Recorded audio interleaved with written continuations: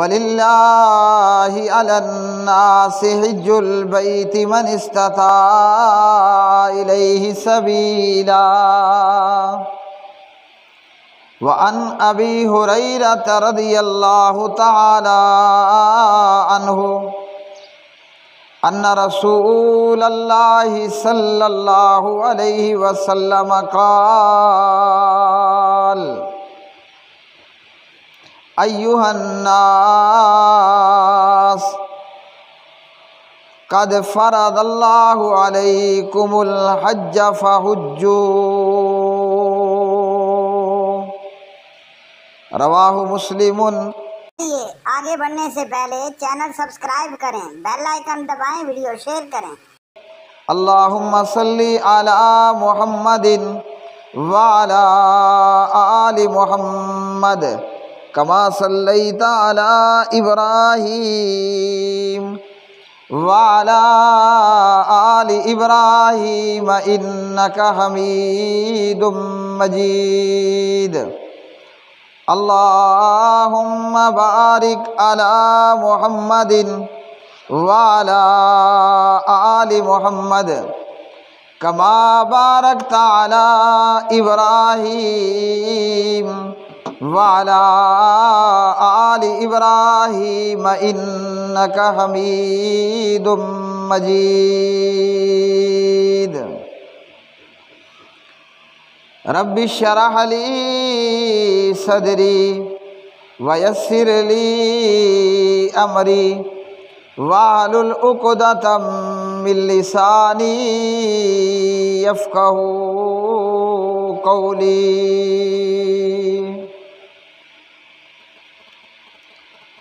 اللہم لا تسلط علینا اللہم لا تسلط علینا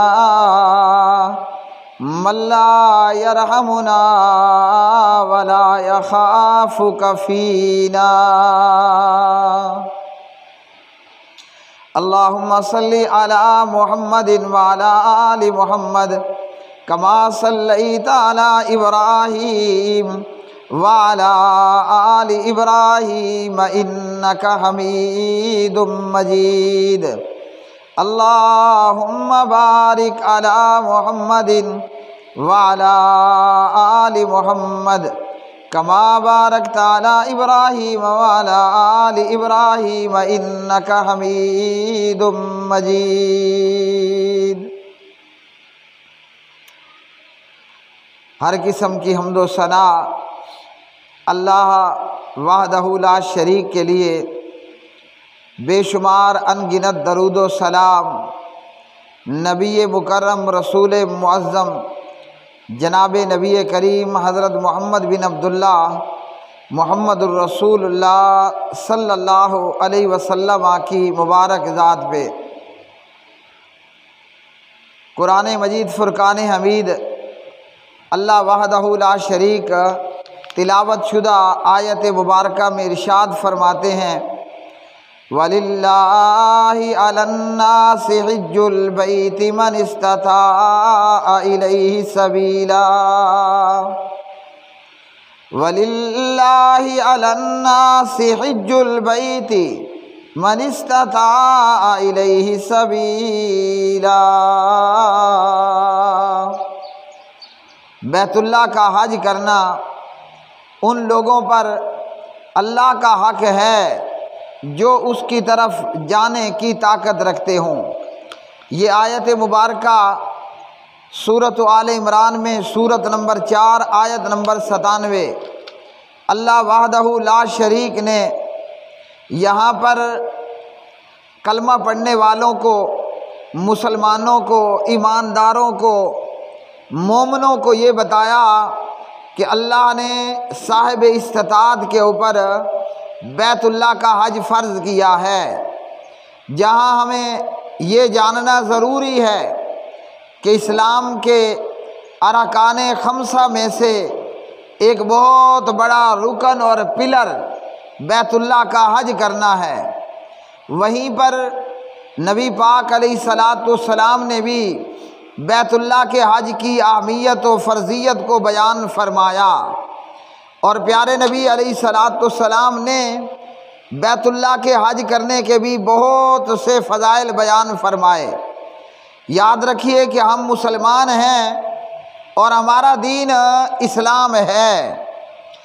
اسلام جو زندگی گزارنے کا ایک مکمل ضابطۂ حیات ہے۔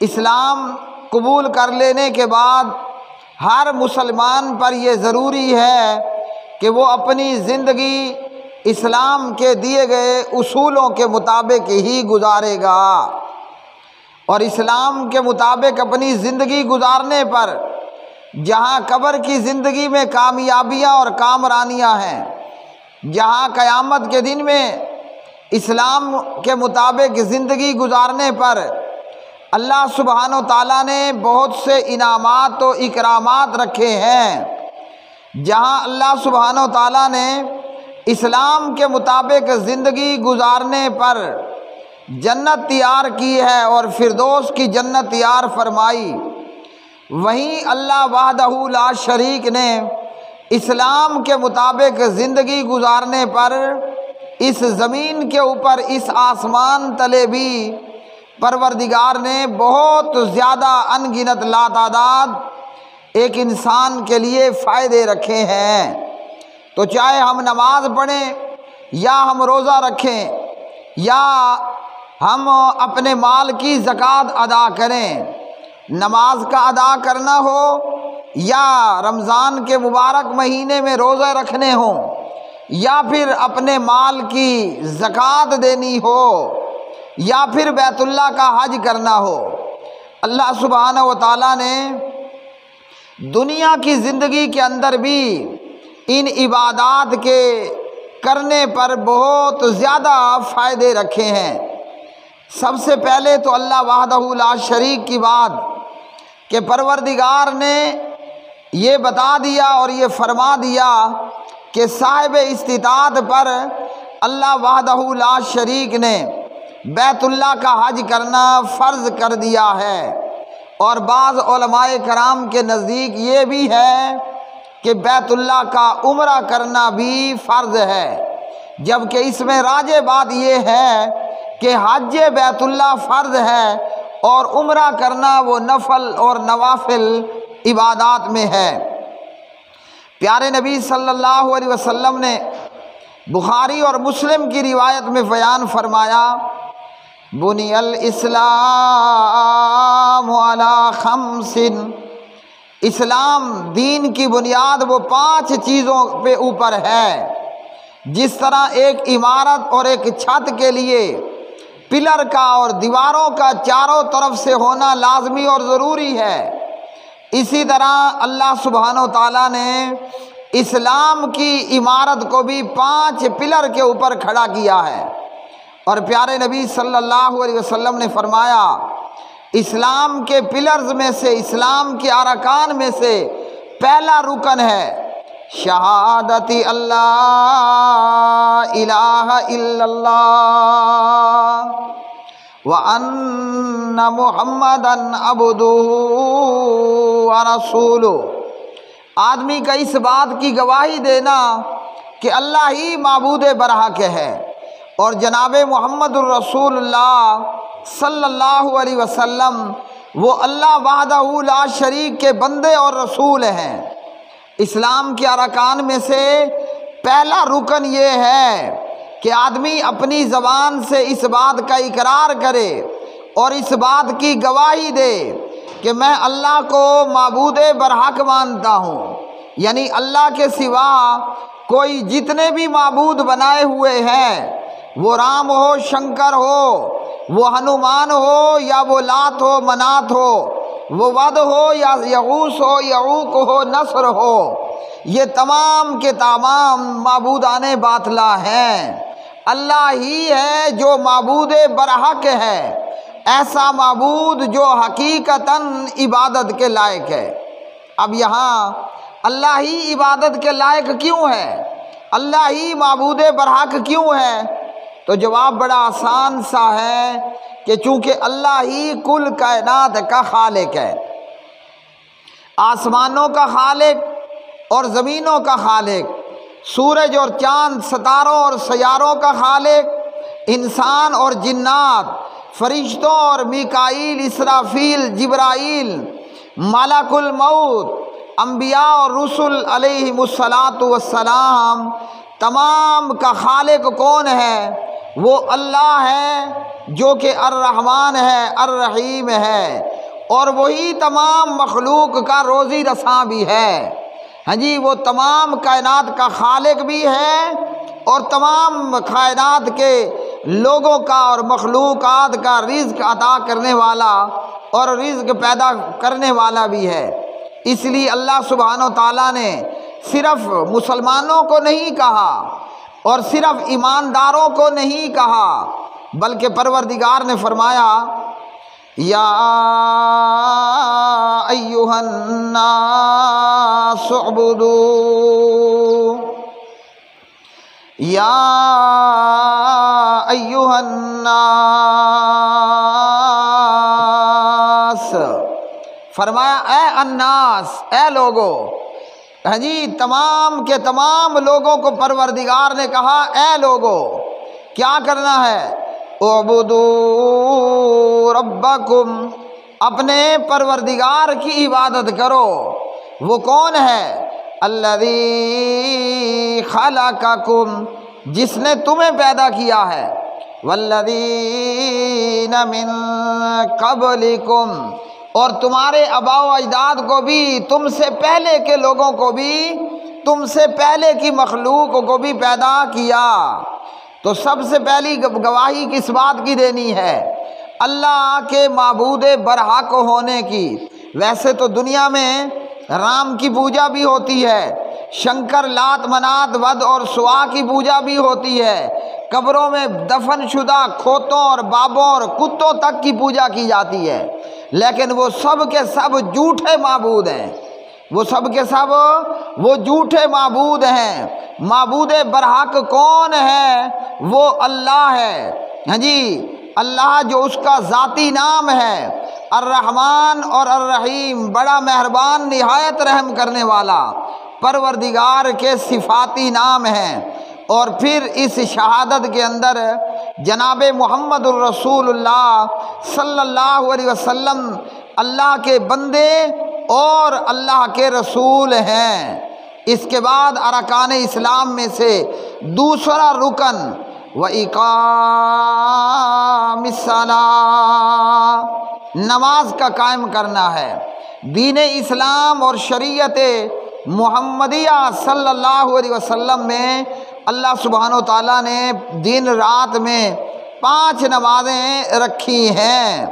اور اسی طرح ہاں جی، نماز کے بعد کا رکن وَإِيتَاءِ الزَّكَاةِ، زکوٰۃ کا ادا کرنا ہے۔ جو زکوٰۃ کا نصاب رکھتا ہے اسے زکوٰۃ ادا کرنا ہوگی۔ وحج بیت اللہ الحرام، اسلام کا چوتھا رکن وہ بیت اللہ کا حج کرنا ہے۔ وصوم رمضان، اور 5واں رکن وہ بیت اللہ کا ہاں جی، وہ 5واں رکن رمضان کے روزے رکھنا ہے۔ 5واں اسلام کا رکن وہ رمضان المبارک کے روزے رکھنا ہے۔ اب یہ جو عبادات ہیں ان کا دنیا میں بھی فائدہ ہی فائدہ ہے اور آخرت کے اندر بھی۔ اگر ہم اپنے مال کی زکوٰۃ ادا کریں، یہ اللہ کے ہاں ہماری تجارت ہے، ہم اللہ کو 1 گنا دیں گے، اللہ ہمیں بدلے میں 10 گنا، 70 گنا اور 700 گنا اور اس سے بھی زیادہ واپس عطا فرمائے گا۔ اور اسی طرح بیت اللہ کا حج کرنا، حضرت ابو ہریرہ رضی اللہ تعالی عنہ راوی ہیں، پیارے نبی علیہ السلام سے صحیح مسلم کے اندر 1337 نمبر پر بیان کرتے ہیں، آپ صلی اللہ علیہ وسلم نے فرمایا ایھا الناس، اے لوگو، قد فرض اللہ علیکم الحج، اللہ نے تمہارے اوپر حج کو فرض کر دیا ہے، فحجوا، تو تم حج کرو۔ اللہ نے تمہارے اوپر حج فرض کر دیا تو تم حج کرو۔ ایک صحابی پوچھنے لگے یا رسول اللہ صلی اللہ علیہ وسلم، کیا ہر سال ہی حج کرنا ہے؟ آپ علیہ الصلوۃ والسلام نے اس شخص کے سوال کا جواب نہ دیا۔ یہ دوبارہ پوچھتا ہے، ہاں جی، اور سبارہ پوچھتا ہے۔ ایک مرتبہ پوچھا، دوسری مرتبہ پوچھا، اور تیسری مرتبہ یہی سوال ہے۔ ہاں جی، سمجھداری کا تقاضا یہ تھا کہ جب پیارے نبی علیہ الصلوۃ والسلام جواب نہیں دے رہے تو آدمی کو چاہیے کہ وہ خاموش ہو جائے۔ جب تیسری مرتبہ پوچھا کہ اللہ کے رسول صلی اللہ علیہ وسلم، کیا ہر سال ہی بیت اللہ کا حج کرنا فرض ہے؟ آپ صلی اللہ علیہ وسلم نے فرمایا، لو قلت نعم، اگر میں تمہارے سوال کے جواب پر کہہ دیتا کہ ہاں ہر سال ہی حج فرض ہے، لواجبت، تو یہ ہر سال تمہارے اوپر حج کرنا فرض ہو جاتا۔ اور فرمایا کہ پھر تم اس کی طاقت اور استطاعت نہ رکھتے۔ بعض دفعہ معلوم ہوا کہ بعض دفعہ ایسے سوال بھی آ جاتے ہیں کہ جن پر مفتی کو اور عالم کو جواب دینے کی بجائے خاموشی اختیار کر لینی چاہیے۔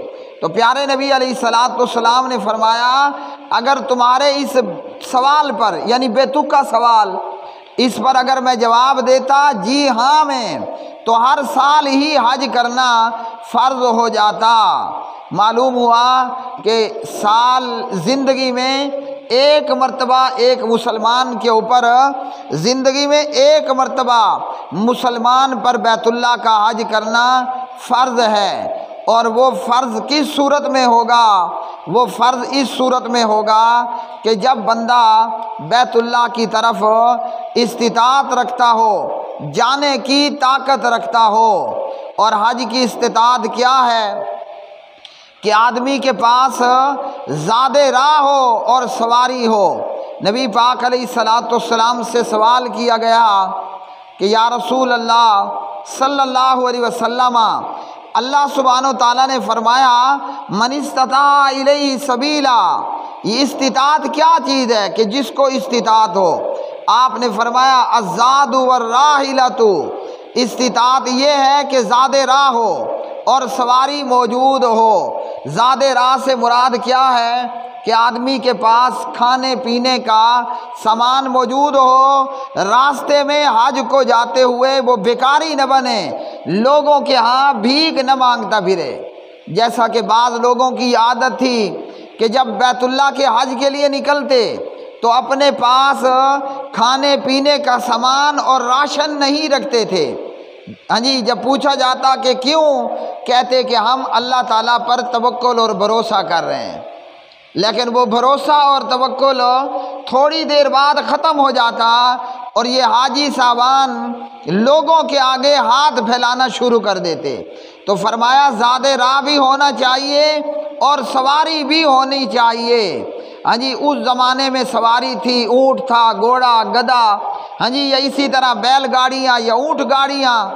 آج کے زمانے کے اندر سواری ہے کہ آپ کے پاس طاقت ہو بحری جہاز پر یا ہوائی جہاز کے اوپر بیت اللہ کی طرف سفر کرنے کی۔ اگر کسی کے پاس جہاز کا کرایہ کوئی نہیں ہے، ہاں جی، وہ ہوائی ہو یا بحری ہو، تو اس بندے کے اوپر بیت اللہ کا حج فرض نہیں۔ اگر کسی آدمی کے پاس زاد راہ کوئی نہیں ہے تو اس کے اوپر بھی بیت اللہ کا حج فرض کوئی نہیں ہے۔ اور اسی طرح اگر کوئی آدمی اتنا بوڑھا ہے اور اتنا بیمار ہے کہ سواری بھی ہے، زاد راہ بھی ہے، مگر وہ سفر کی طاقت نہیں رکھتا، وہ سواری پر سوار ہونے کی طاقت نہیں رکھتا، تو اس کے اوپر بھی حج فرض نہیں ہے۔ ہاں، اگر کسی کے پاس زاد راہ ہے اور وہ اتنا بوڑھا اور دائمی مریض ہے، اتنا بوڑھا اور دائمی مریض ہے کہ وہ سفر نہیں کر سکتا، تو کوئی بھی ایسا مومن موحد اور مسلمان جو خود اپنا حج کر چکا ہے، وہ ایسے شخص کی طرف سے بیت اللہ کا حج کر سکتا ہے۔ اور اگر کوئی مومن موحد اور نمازی مر گیا اور بیت اللہ کا حج نہیں کیا، چاہے اس پر فرض تھا یا فرض نہیں تھا، تو جو بھی بندہ پہلے اپنا حج کر چکا ہے وہ بھی ایسے مردے کی طرف سے حج کر سکتا ہے۔ عبداللہ ابن عباس رضی اللہ تعالی عنہما اس حدیث کے راوی ہیں، اور حدیث سنن نبی داود کے اندر 1811 نمبر پر علامہ البانی رحمہ اللہ فرماتے ہیں کہ روایت صحیح ہے۔ پیارے نبی علیہ الصلوۃ والسلام نے ایک حاجی کو سنا، وہ حاجی کہہ رہا تھا لبیک عن شبر ماتا، ہاں جی، کہ شبر ماتا کی طرف سے لبیک۔ نبی پاک علیہ السلام نے پوچھا یہ شبرما کون ہے؟ وہ کہنے لگا میرا بھائی ہے یا میرا رشتہ دار ہے۔ آپ صلی اللہ علیہ وسلم نے پوچھا یہ بتاؤ کہ تم نے خود اپنا حج بھی کیا تھا؟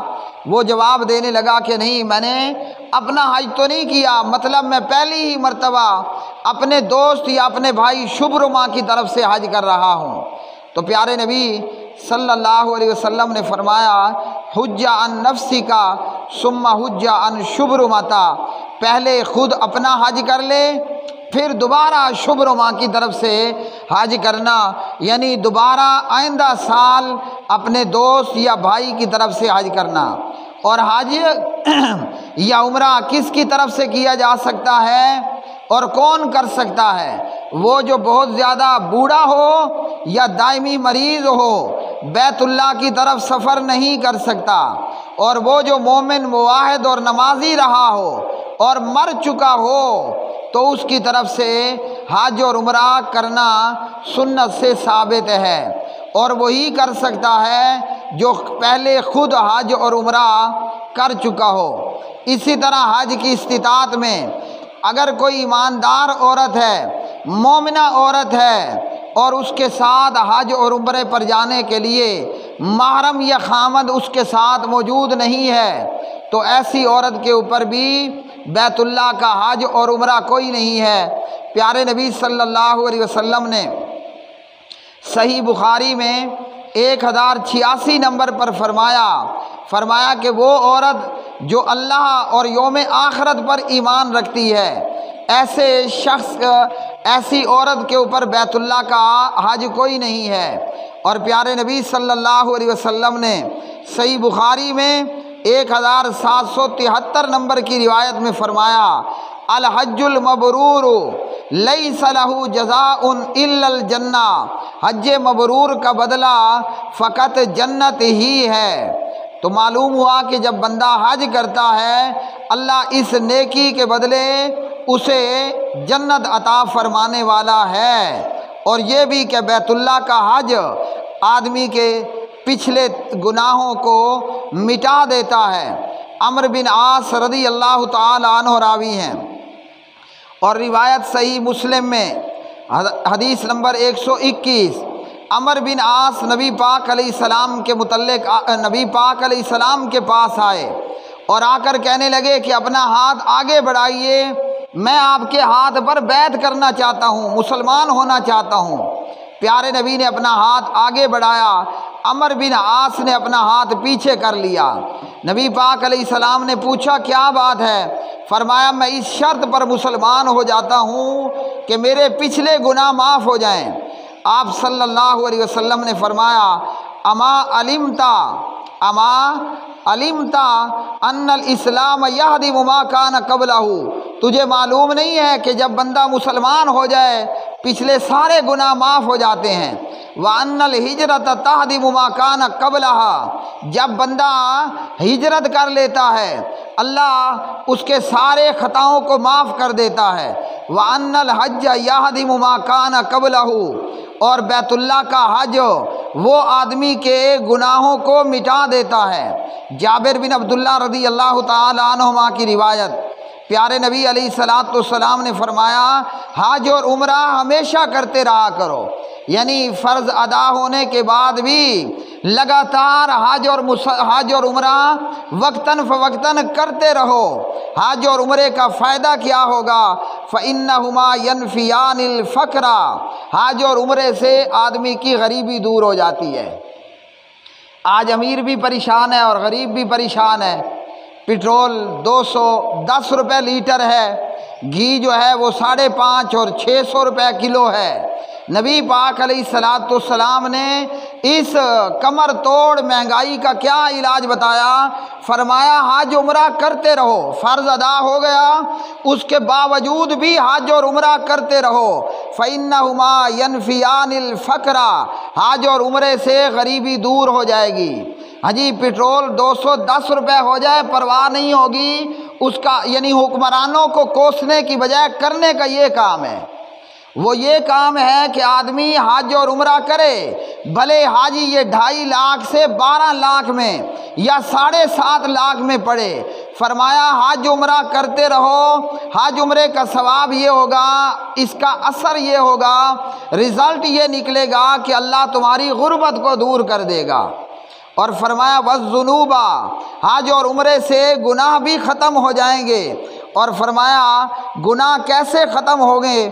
جیسے لوہے کی بھٹی، لوہے کے جس طرح آگ کی بھٹی وہ لوہے کے زنگ کو دور کر دیتی ہے، اس طرح حج عمرہ آدمی کے گناہوں کو مٹا دیتا ہے۔ اقول قولی ھذا